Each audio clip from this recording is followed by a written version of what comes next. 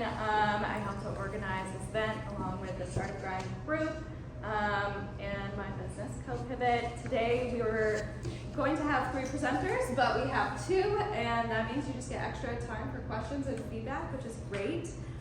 Today we are starting off with Rohini, and hopefully I'm saying that wonderfully. Her and her team will be presenting their business idea. I don't want to give you any details by the name of the business, but they recently won the ROC Women's Hackathon, so we're really excited to see what they came up with. And Michael and I were there to actually somewhat engage and experience that, so we're really excited to hear the presentation. And then we have another presentation. Does everyone generally know the format of these events, or should I give a little bit more context? Because I see some new faces. Oh, 30 seconds. Okay, great. So we'll have 2 pitchers. They will speak for 5 to 7 or so minutes, and then anyone in the audience, you can just raise your hand and ask questions and or give feedback. And Dustin will help keep the time to make sure we're moving along accordingly. Good. All right. Feel free to go ahead and screen share, and good luck. Thank you. I'm just gonna start screen sharing. Can I just get a, can I know if you could see my screen? We can see it. Okay, awesome. Right, so the application that we built is called A Place to Go, and me and my team, my name is Rohini, I'm a software engineering grad student, and my teammates Shreya and Nikita, who couldn't be here today, are HCI majors. So the application we built is called A Place to Go. This was presented at a hackathon, and this application strives to sort of bring a map to inclusivity at colleges. So where did this app come from, right? So looking into the problem statement, we assessed that there was limited digital accessibility to finding safe spaces, especially for gender minorities. And even when there were solutions, they were not really tailored towards the gender minority community and their needs. So this overall created an inadequate effort to sort of promote the inclusivity on campuses. To sort of understand the problem statement a little better, here is sort of like a case where it's very noticeable. Consider a student, Noah, who is 18 years old, they're non-binary, and they're a first-year student.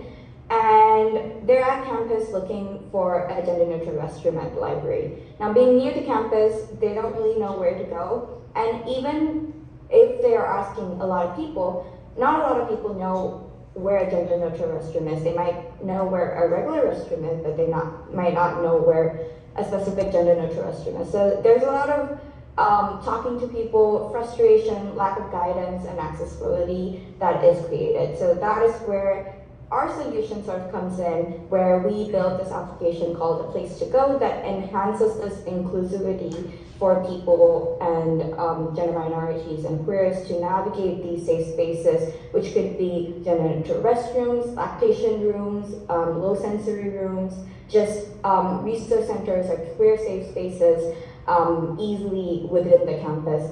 And one of the unique things about our app is it's very tailored towards the gender minority community, so it's not, it's not filled with a lot of features that it's getting drowned out, and sort of the need of the gender minority community is also diminished. So just moving to our application, a quick run through of what it looks like. So you click on Find a Place to Go. You are given with the options on what place you would like to go to. In our case, Noah's trying to find a gender-neutral restroom, so they would click that. You are given the list of the closest gender-neutral restrooms. You also have the options to find any of the other safe spaces. So when you sort of navigate towards the closest one, you are provided with maps that pops up and takes you to the building. Now, a lot of apps do take you to the building, but they don't let you know how to get to the actual room after you get to the building. So our app also sort of provides you that details where you have the steps from the building to the room, or you have sort of like the live view, which is integrated with AR technologies to sort of point you to the restroom, and also a basic overview of like the floor plan of like, you're here, you need to get here, and it sort of follows you through. So once you've arrived at the destination, you can can also provide feedback, because sometimes you probably didn't need an elaborate map. Someone just needed to tell you that it was right next to the library desk or something like that. So, you know, you could provide feedback to the app, and it'll next time include it with the user who's trying to reach the same restroom the next time. So you could go ahead and submit that, and it'll tell you that your feedback's submitted, and it takes you back to home. So very straightforward app on like what we're trying to solve, and it keeps the scope very small, which is one of our unique selling points as well, that it provides a comprehensive directory, yes, but it also provides a very focused solution towards the audience, in this case, certain minorities, and also women, because we do provide the support to finding lactation rooms as well.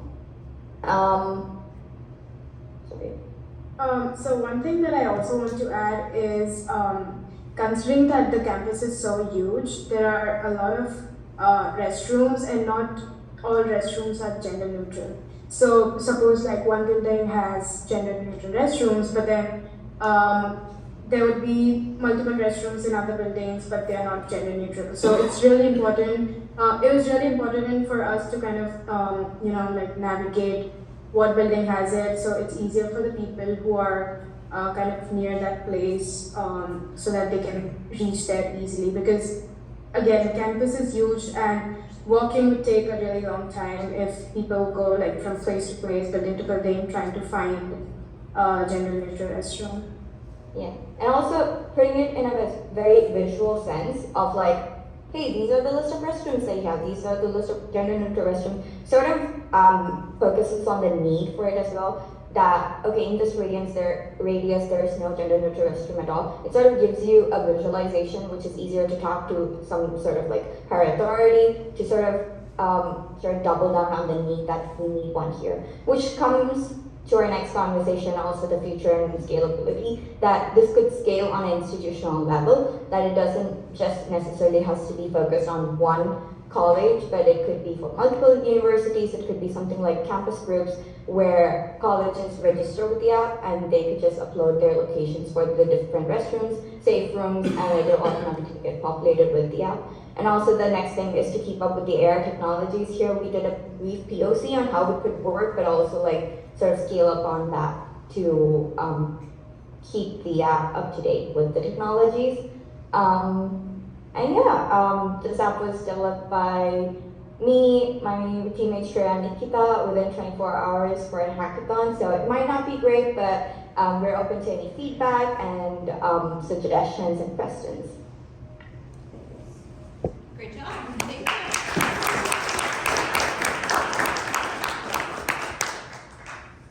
I'm going to turn the video on so you can kind of see the audience.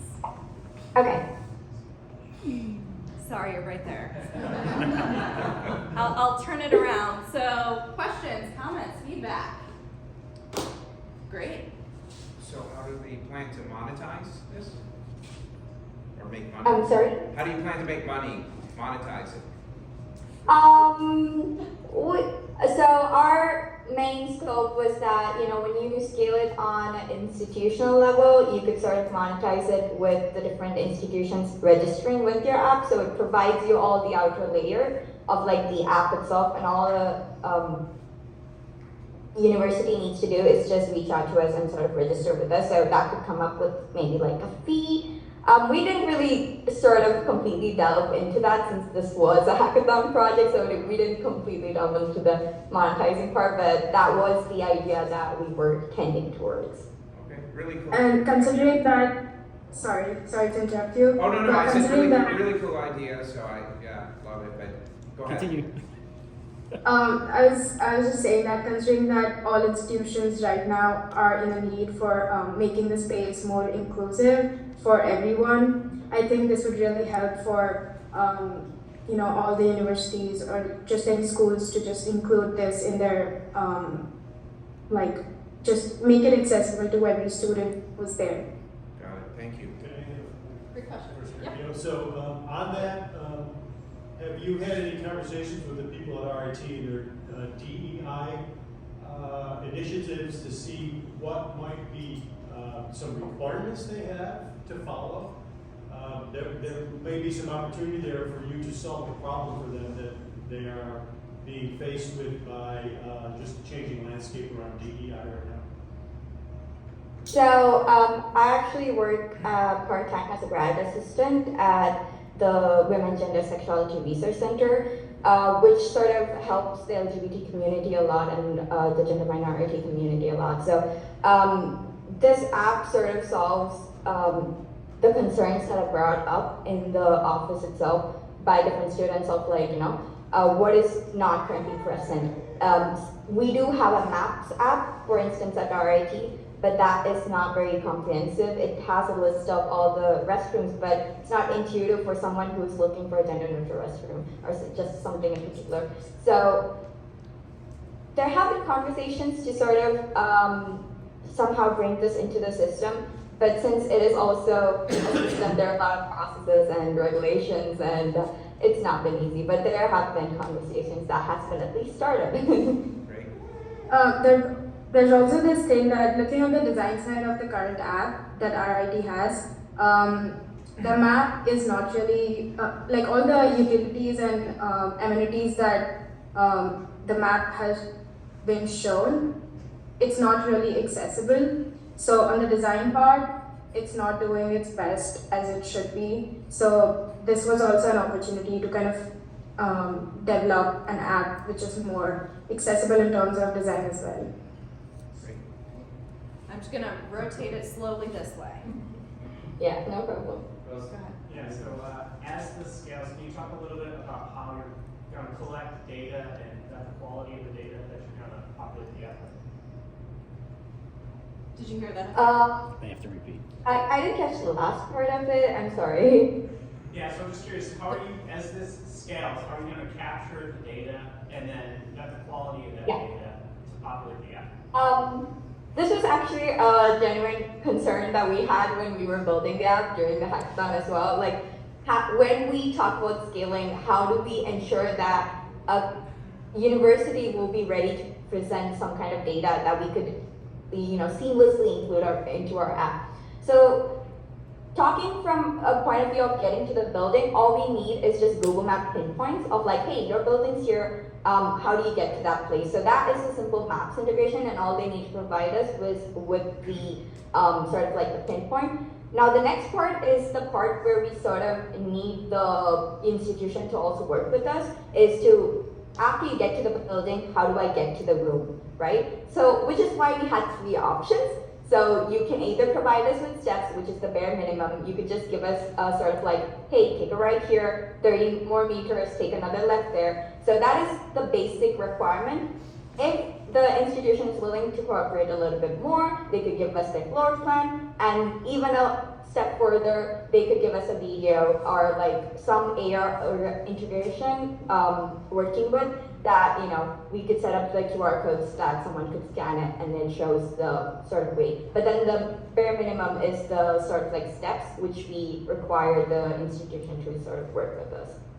I've also noticed that most of the universities do have floor plans, so it's kind of easier to integrate that in the app because that is one of the main options that we have for indoor navigation. So all buildings have all the floor plans that's needed. So that would be easier for the scalability. And Did just you have one follow-up? Do you have an idea of who would be at the university that you want to try and work with, like a title or? Do you know who you would need to work with at the universities? Ideally, someone who is the head of like student affairs, I would say, because mostly it's student affairs who also is in close touch with the LGBTQ community as well as the gender minority community. And we want to make sure that it's someone talking to us who also has the exact same goal of creating inclusivity in mind. So it's a lot more, so just that the goal is reached towards the institution as well and coming both ways. So probably the head of student affairs, we would think.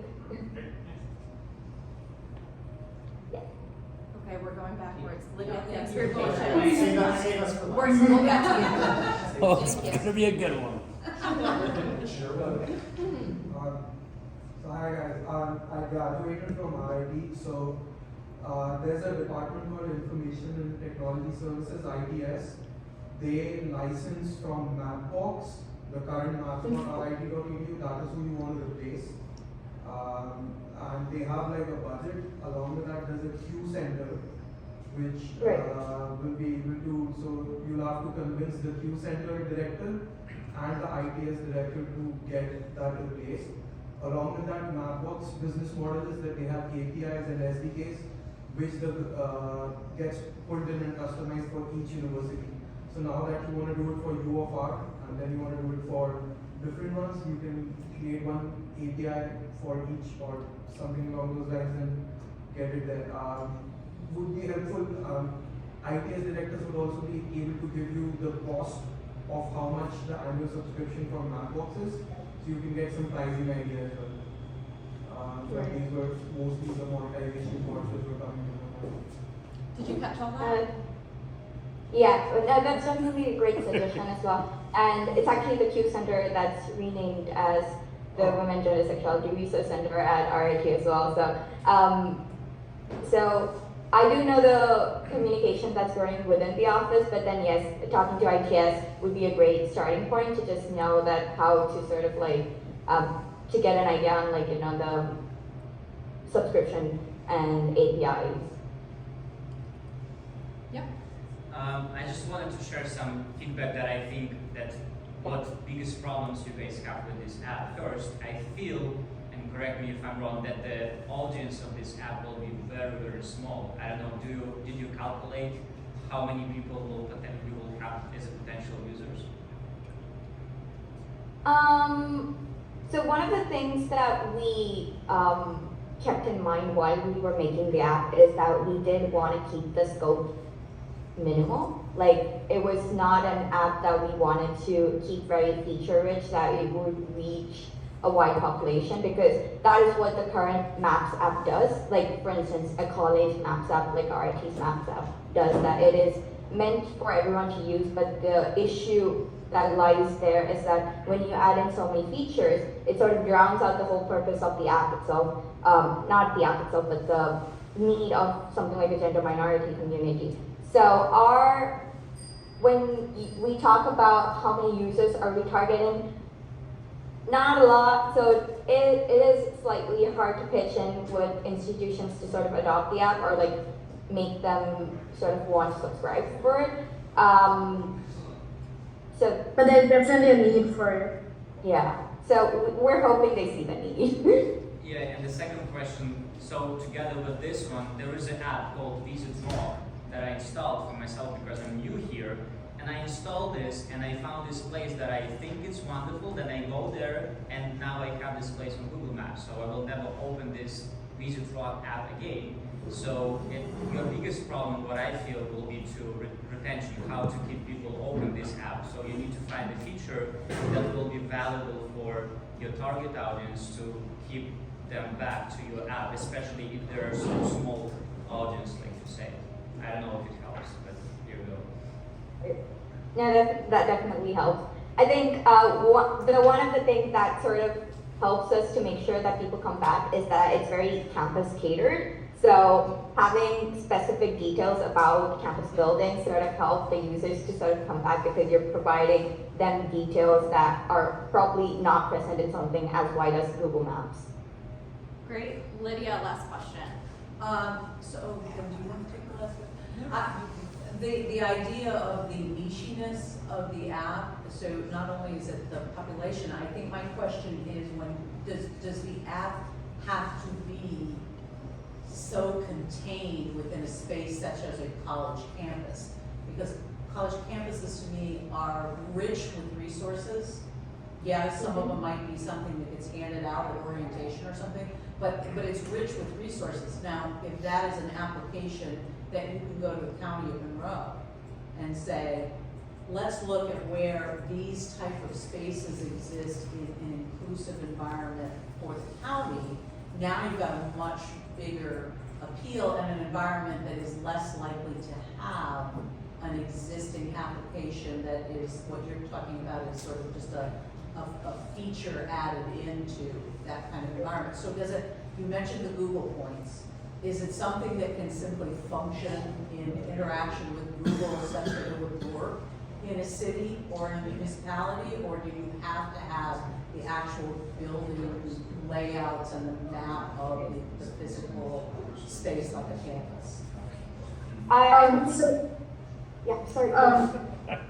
so we didn't kind of think about that, but one of the reasons that we kind of stick to the institutional level was because of the data that we have.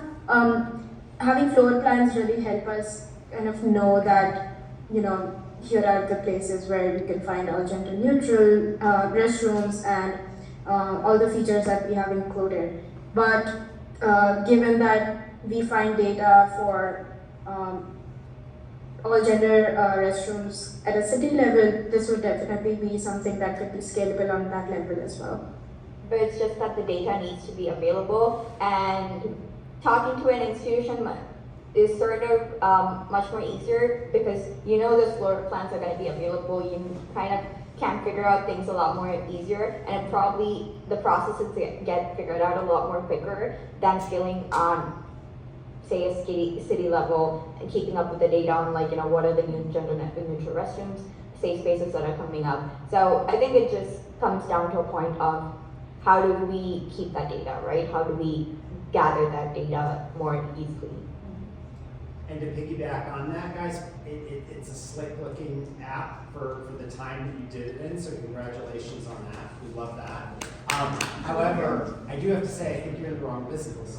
And, with everything that's happened over the last few years, with community being replaced by mechanization and individualization, if you guys truly want to work, inclusivity and DEI, unfortunately, a lot of universities just use that as a tick box. What I think you guys could do with this app, if you really want to, forget about where the bathrooms are and location. There's plenty of resources for that. And quite honestly, I think a lot of campuses are going to adapt it anyway. So you don't really have a good firewall to protect it.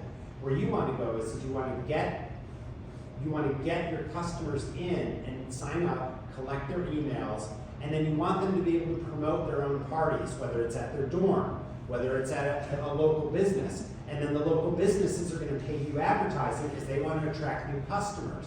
And so if you go in and you do a search, it's like, oh, we have this type of food, we have that type of food. We do on Thursday nights, we have this type of party. And it allows you not only to have, people identify with their cultures in a new city around a campus as well as in the campus, it also allows other people to experience those cultures. I think there's a lot more research to do on that, but the work you've done on the app, I feel that there's a way that could become a nexus for that type of thing. And leave the search to someone else. Make this more of a community cultural thing and get some advertising dollars in there because people are going to pay for customers. And if you become a great way of lower cost customer acquisition, these local businesses, whether it's in Rochester, Syracuse University, Buffalo, Albany, you name it, Binghamton, that's where you can scale. And that's where universities are going to like it, is maybe it's an attraction to get, to be more inclusive, and businesses are going to love it because there's a lot of businesses out here that sometimes struggle because of their unique cuisines or what have you, and they could use you as a way to get new customers, especially when they come in for the semester. So I would get out of this whole search, identify the bathrooms, all that business, and get into the community space. Yeah, get really cultural, and you may have something there. Right. And that's definitely a great suggestion. We'll take that into consideration. Great, thank you. So much for joining us remotely. Awesome work. You did great, we really appreciate it. And also it's always really fun to see people kind of helping pivot and share ideas and things. So hopefully this was helpful for you. And I hope you have a good rest of the evening. We'll hang up now. Thank you. Thank you so much. All right. Shouldn't Don't have- look at my screen. Okay, I'm so sorry. Please don't look. Your icons are so well spaced out. Don't look at that. I don't know why that is, guys. Oh, Don't is that judge me. automatic? Don't judge me. You can just use this one. Where is it? Please don't look at it. Oh my God. She's like, I got hundreds of them. That's not 7, that's not 8. All right. Let's pretend we didn't see I know what my next pitch is. Yeah. All right, next up, we have TagTeams with some applause.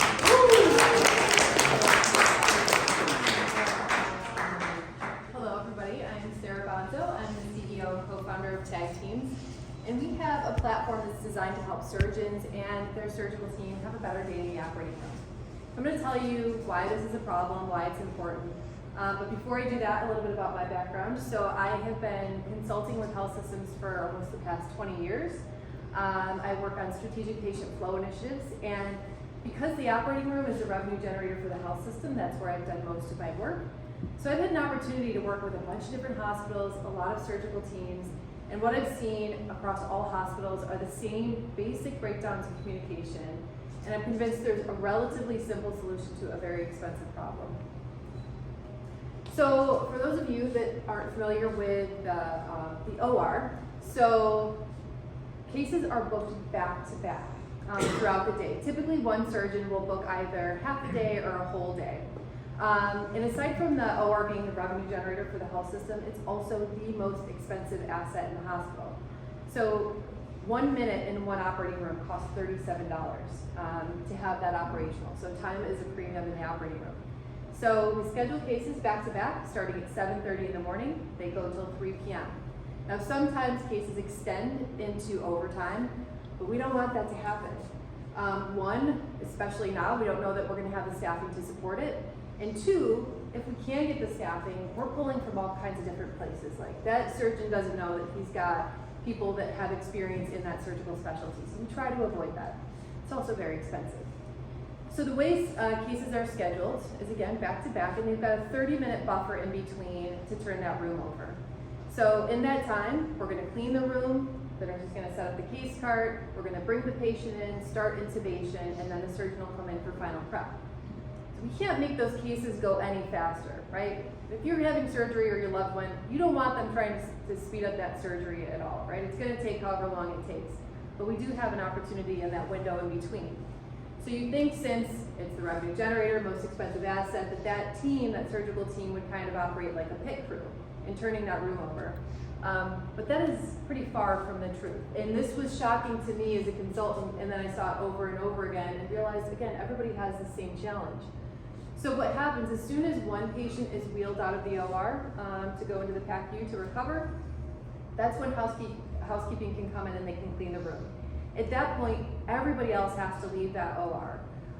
Per Joint Commission standards, right? They have to disinfect, they have to mop, they have to let the floors dry. And also, all of those surgical team members, your nurses, your anesthesia team, your surgeon, they've got to go and meet with patients in pre-op and post-op. They've got to do documentation. So they're all pulled in different directions. And right now, there is no way for everybody on that team to check on the status of that operating room.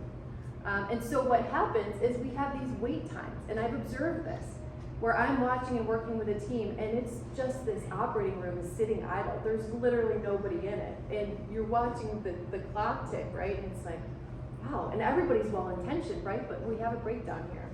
So this turnover process on average in the US takes 42 minutes. Now every hospital is booking out their schedule with these 30-minute turn times, right? So if they actually take 42 minutes, your schedule is automatically getting pushed out, right? And this happens every single day. Hospital-related causes are the #1 reason for surgery cancellation. This happens at the end of the day, all the time. So not only is this challenging for patients, we know this is not good for their outcomes if their surgeries are canceled. It's really frustrating for the surgeon and the rest of the team as well. So if my co-founder was here, my co-founder is Bob Nesselbush. He's the former CEO of Kaleida Health. I worked for him when he was the COO and president at Rochester Regional. He would tell you that his job in the C-suite is focused on surgeon satisfaction. Again, they're bringing in more than 60% of the revenue for the health system. Right? So you want to do everything in your power to make them happy. You want to attract high-volume surgeons and you want to keep them. So we know very clearly what the surgeons want. They want what they call their A-team. They want confident consistency in that team that they're working with every single day. They want to start on time, end on time, and they want everything in their case cart when they're ready to do that surgery. That doesn't happen all that often when things run smoothly and you check all those boxes. So when that surgery schedule starts getting pushed out and the surgeon recognizes, especially one of the surgeons we're working with does a lot of work in pediatrics, you've got children who've been MPO, which is without food or water for hours because you can't have it before your surgery, right? And they get extended and extended. Surgeons get frustrated. First thing they'll do is they'll call the circulating nurse and say, what the heck is going on? Figure this out. Those are usually really tense calls. I'm not using the language that they usually use on those phone calls. Then the circulating nurse gets stressed out. She runs around, tries to firefight, and before you know it, there is tension on that team.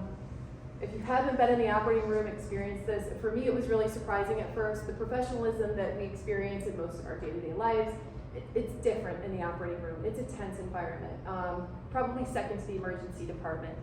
So when this happens, we get surgeons that are frustrated day in and day out. So the problem is, our surgeons, our revenue generators, are frustrated. Our operating rooms, which are the most expensive assets, are being underutilized. When you've got frustrated surgeons, that directly correlates to a loss of revenue. Our surgeons, especially our high volume surgeons, they don't want to add cases on at the end of the day for fear of going into overtime or having them be canceled.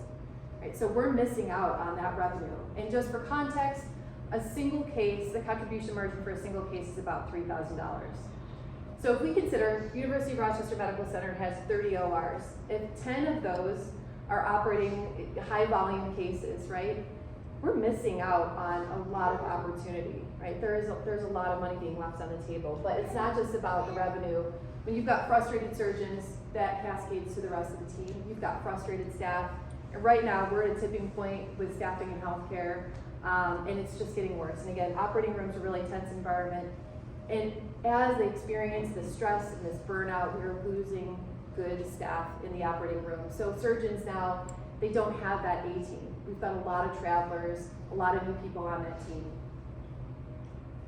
So the solution, TagTeams, the platform that we've developed, the most important piece of this is being able to see the process of the status of the operating room in real time. So if you can envision, right, we see this on like the subways in New York City. If you're sitting at a station, you can look up at that monitor, you can see where that train is. Sometimes it'll give you like estimated arrival in 11 minutes. Our surgeons and our surgical teams deserve to have that capability. The electronic health record doesn't do it. We also have embedded in there trigger notifications, so it'll send a notification to the right person at the right time.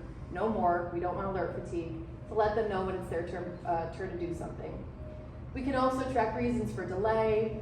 We've heard loud and clear from a lot of folks that they want a pre-op checklist. That's a major reason for delay, and some real-time stats on our KPIs. So when we first had this idea, and we're really realizing there was an opportunity here, we're trying to bootstrap this. So I was a sponsor for a senior design team at RIT, so I got to work with fifth-year software engineers who were amazing, and built a functional prototype for us. And we were able to take it and test with University of Rochester Medical Center, with their highest volume surgeon. And so we tested over the course of about 3 months, and the results exceeded expectations. With that high volume surgeon, we saw an 8-minute reduction in each turnover time, which corresponds to a 25% improvement. Not only that, but we got really positive feedback from the team. That housekeeping team said they actually felt like they were a part of the surgical team now. The circulating nurse said that she was grateful that she wasn't getting calls from the surgeon and from all kinds of folks checking on the status of the room. And the surgeon is now one of our biggest advocates and is partnering with us on some grants to continue this work. And the feedback was so positive now that we have a beta test agreement in place with URMC to continue doing this work. So our apps, in terms of our traction, we've got this prototype tested, we have a beta test agreement in place. We have a development partner identified to go from this functional prototype to our MVP. We've held a number of independently moderated ideation sessions with surgeons, nurses, nurse anesthetists from 8 different health systems across the Northeast. And we're also patent pending. We have a non-provisional patent application submitted that also includes some methodologies for staffing optimization. So right now we're looking for $300,000 in pre-seed funding to really co-design our MVP with our surgical partners, which isn't just University of Rochester Medical Center, but we also have a number of prominent high-volume surgeons in the greater Rochester region that are interested in partnering as well. So I am looking forward to your questions. Also, aside from the money, that's a really big milestone for us right now. looking for a CTO, and any feedback or guidance that you're willing to give. So thank you, and I am happy to take some questions.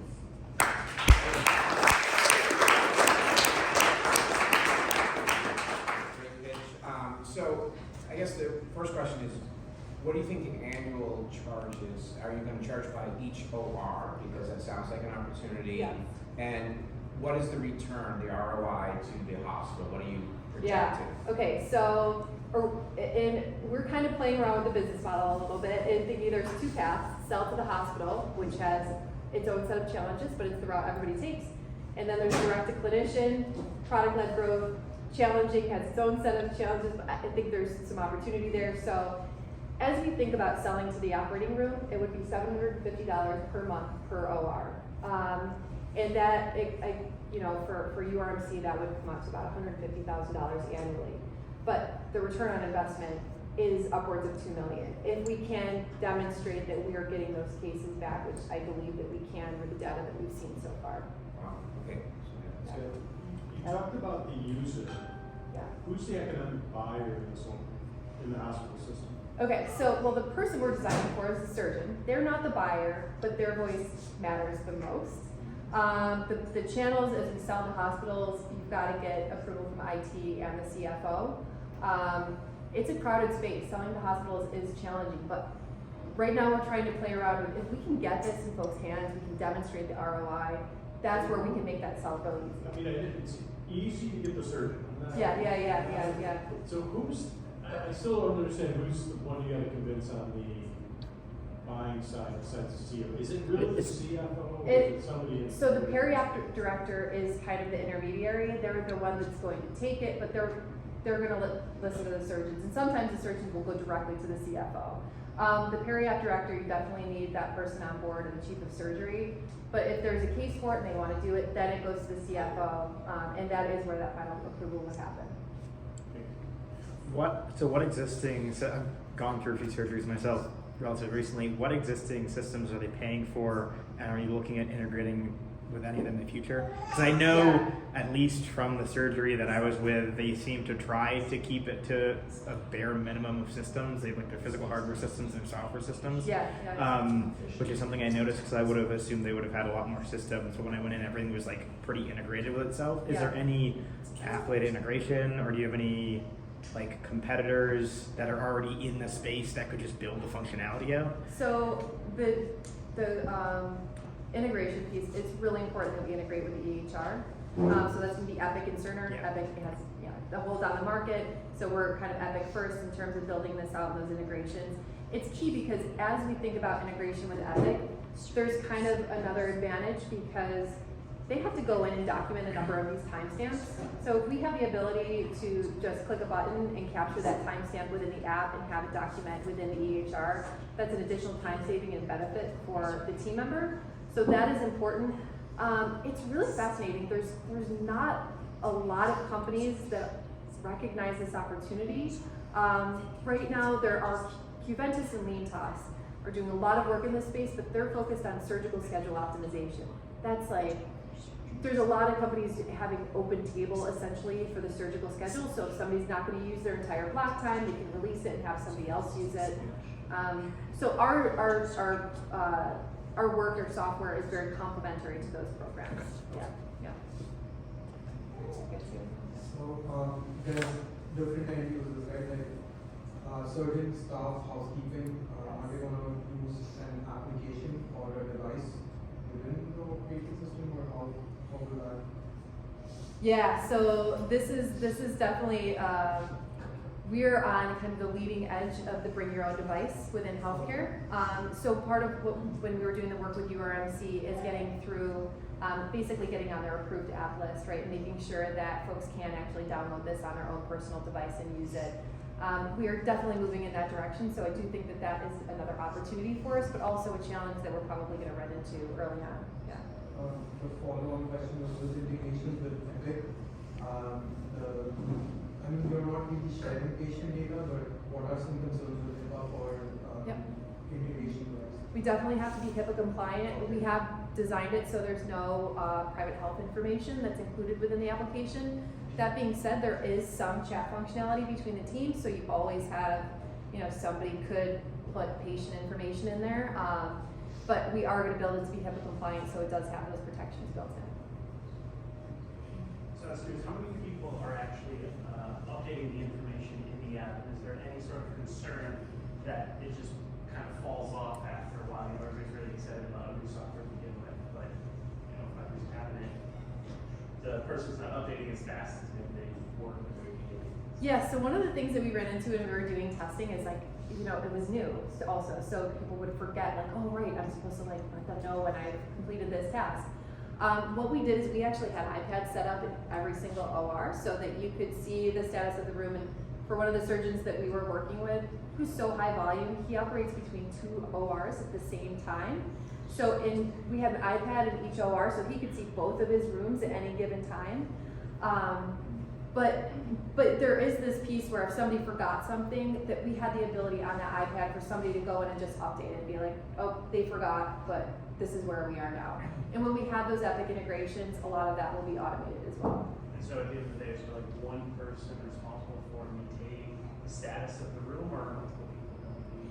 So it would probably fall to the circulating nurse. It's one of those things that's going to be driven by the surgeon. They're going to want to do it, but I think that the circulating nurse is going to be the one. She's like air traffic control for the room. That being said, it may be good to talk to those people to understand what functionality they're going to want to use. The surgeons are using the information, but the circulating nurses are using the software. Oh, absolutely, yeah. And we did have them in our ideation sessions, but yeah, we're going to continue when we think about building it out, co-designing it with all of those folks. Yeah. So this is great. So in a way, you're in the productivity and efficiency business with the software, which is great. Did you see this scaling? Because when I think about outside of the OR, and the OR, hey, you got to start somewhere, right? Yes. You got to take the first step. Once you've done that from a scale perspective, I think about some of the 3 worst waiting rooms: the dentist's office, the dermatologist, and when I have to take my dad for his shots in his eye for macular, the ophthalmologist. Do you see it scaling to that? I do. And even though it's not as sophisticated as an OR, for efficiency and productivity, I think smaller practices or some of these medical verticals could, great business. Absolutely, I love that you brought that up. I mean, and I hesitate to go there because then it like gets really big, and I don't want to. But we see this not only in clinics and in private practices. We see it from the time a patient's admitted in the emergency department to the time they arrive on a patient floor. It's these sequential steps that is a pain point in terms of patient flow. That is so painful. I would pay for just gone through emergency. It literally took like 8 hours. It was horrible. Yeah. You see it at discharge also. So the steps it takes once somebody's medically ready to be discharged from the hospital, there are a number of steps and people that have to coordinate to do all the tasks to get you to discharge. That takes forever. And it's a pain. Sorry. Yeah, it does. Pain point. Yeah. It probably is like the place where there's kind of the most chaos and these organizations are going to be emergency. Yeah. That's like never having every minute counts or being able to. Exactly. Especially when it's lined up the door. Is this true for outpatient surgeries and procedures? It's interesting. So we have done a little bit of work in the ASCs. Ambulatory surgery centers are just this booming business. So much is being moved to outpatient right now. Smaller ASCs don't have the same problem. Like if you've got 5 ORs in a small ASC, because everybody kind of stays in the room. But when you get to these bigger ambulatory surgery centers, like the new one at Marketplace, we see the same. We see the same problems there. That's a weird term for where you're reading it. I sold shoes at the Marketplace mall. It's in Panda Walk and the New Kidney. That's the biggest problem. Yeah. What their surgeries might be, or what their characteristics are, is probably a great thing to understand. Yeah, so we definitely see the most applicability and benefit to our high volume surgeons. So we see that in orthopedics, ophthalmology, plastics, right? Those surgical specialties where you're really turning those, there's not a ton of variation, like neurosurgery. You're gonna have these big complex cases. there these turnovers are not quite as important, but it's those high volume surgeries. Those Yeah. joint replacements. Yes. They turn them over like crazy. Exactly, yep, So, going back to the circulating nurse, yes. who I saw, what you're describing to me, I see this like NASA-like looking screen, and she's updating room over room over room of how this team has moved. Is there a home-based device opportunity in the OR itself, so that when the team finishes, they go, check, I'm out, and that communicates out to both the nurse and the, I mean, is that something that's a possibility? Yeah, so that was kind of when we put the iPads in the rooms, that was kind of the intent. We did have it on everybody's phone, so I think that was like what they were using primarily. Yeah. But there was a lot of conversation about like, oh, we could actually mount this on the wall right next to the Yeah. door, so as you're going out. That's the tag. Yeah, so they go out, they Yep, slap, you got we're it. done, and You got it. somebody else. Who actually turns the room over? Here, I'm sorry, sorry. you had to up for a couple. Two questions. Yeah. Any thought about maybe pursuing like government, selling to the government or selling to the military for this kind of situation? I haven't really considered that, to be honest. Yeah, I mean, we're gonna see the same problems in the VA for sure. Beyond that, I haven't really thought about it. It's a good point. Okay, and another question was, roughly or about how much time would you expect it to be from like when you first make the sale to training the organization, the hospital on how to use this and having them start day one? That's a good question. I don't know that what we're trying to design this, so we'll have pre-live support, post-live support, but really the basic functional prototype that we went in there, we think we can design this to be intuitive enough that we will not need a ton of on-the-ground support in the operating room. That's the intent, but I think we still have some work to do to get there. Another issue too is, you're controlling the turnover time, but obviously when they're actually doing the surgery, it could be this long or it could be this long within that time. And what happens when this one pushes it out, so the same team that's supposed to be here is gonna be here? Are they gonna be able to manage that? I'm not So, really okay, so you have two ORs and you have this, and this one's supposed to turn over at this time, this one's supposed to turn over at this time, but because this one ran late, now they're turning over at the same time. Oh, I got you. So it's the same staff, right? Yeah, but no, it's actually two different teams. So there's usually a dedicated surgical team for each operating room. Okay, so Yeah, for the, yeah. the cleaning and all that, it's. Yeah, even with the surgeon that's running two rooms at the same time, he's got a team here and a team here. Yeah. So they're just dedicated to that. They are. Housekeeping will have pods, so they'll support multiple rooms. So that's a little bit different, but for the rest of the time, yeah, it's a dedicated team. Do you see the issues with deploying this with the IT departments in these hospitals? Because they're quite often going to be different hospital to hospital. And I Yeah. know sometimes IT can be a bigger barrier than you ever imagined. Oh yeah, we ran into that. We were like, we kind of like slipped under the radar as we went into UMC because we had, the peri-op director and the chief of surgery saying, yeah, let's test this out. And so we kind of like went in and started testing it, and then IT was like, whoa, what's happening here? So we went through their whole process and learned a lot along the way in terms of that checklist of everything that they're going to be looking for, making sure that we've got the right like VMware so that we can get in their app catalog, be HIPAA compliant, demonstrate we've got business continuity, all of those pieces. So yeah, we're starting to navigate that. You gotta help her with her SOC 2 compliance. I don't know hospitals that much, but is there enough continuity between hospitals and their systems? That's, once you solve it once, and you've got pretty much solved. Yeah, with IT, I think there is a decent amount of consistency in terms of what they're going to be looking for, those requirements. But to your point, I think we still have a little bit of discovery to do there to make sure that's the case. Healthcare and financial will be like the worst one. So like, once you get through a big hospital, then the rest will be easier. But Yeah. like, there'll be some quirks. I Maybe. Yeah, maybe. One last question, and then we'll have just a few final comments. And so I'll go out here, so especially if you have additional things, say this after that. Yeah, so as a surgeon, I have to meet my patient, and then I don't want my phone to be enabled with notifications. You got So it. do you want him to notify him in an alternative way, maybe by the speakers in the hospital, or it's like a point where the surgeon is coming and he's checking the status by himself, just manually walking? So that's a really great question. And one of the key things here is that when they're kind of getting these notifications and using the app, they're not in surgeries. And when you're scrubbed, what's called scrubbed in, right? When you're kind of in the sterile environment and the surgeon's got all their gear on, they don't have a cell phone, right? Those cell phones are on a desk to the side. So that's where too, having that monitor, that iPad, so they can kind of see if they're operating between two rooms. But no, it's a great point. We definitely don't want those notifications interrupting the surgery, but they typically do not have their phones on them during the surgery. Thank you. I really appreciate that.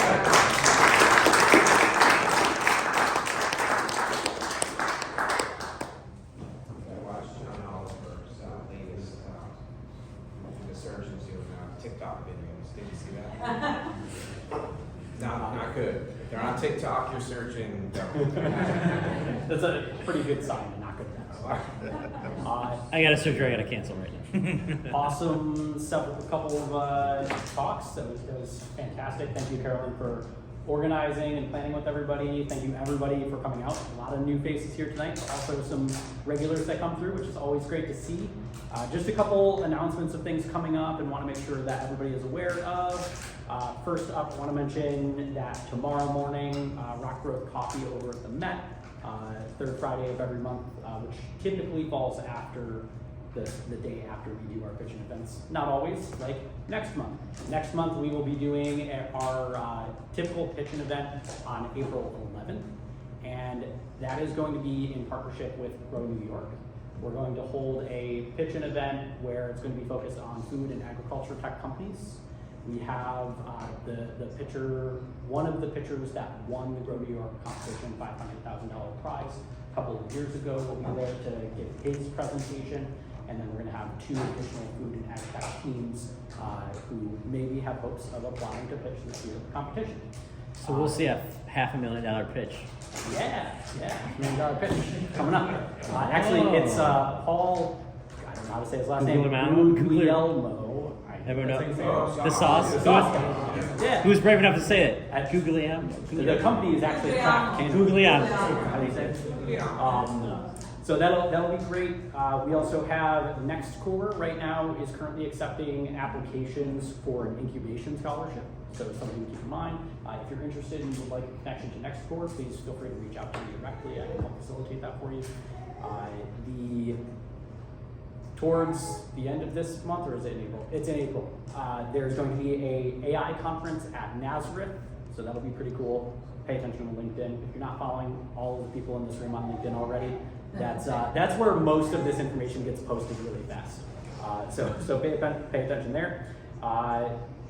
Also next month, we're going to be doing another Breaking the Silos event, which we did last October in partnership with Upstate Venture Connect, UBC, and the University of Rochester student program there. We're going to have students go to FTS, which is, again, across the street from here.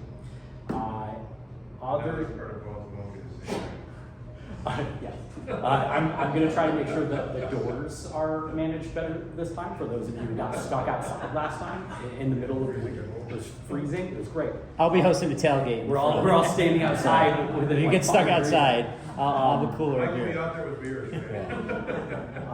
Last shameless plug for the Startup Grind group. This is a volunteer effort. Everybody who participates in this, Mike, Nathaniel, Carolyn, we donate our time and oftentimes funds to buy pizza and drinks and get us out here. We do have tickets for donations. I want to give a special shout out to Lydia because you've been a great supporter. We love you. And thank you very much. And yeah, so if you do come to future events and you are interested in supporting this and like what we're doing, please consider a donation. Thank you. All right. Thank you.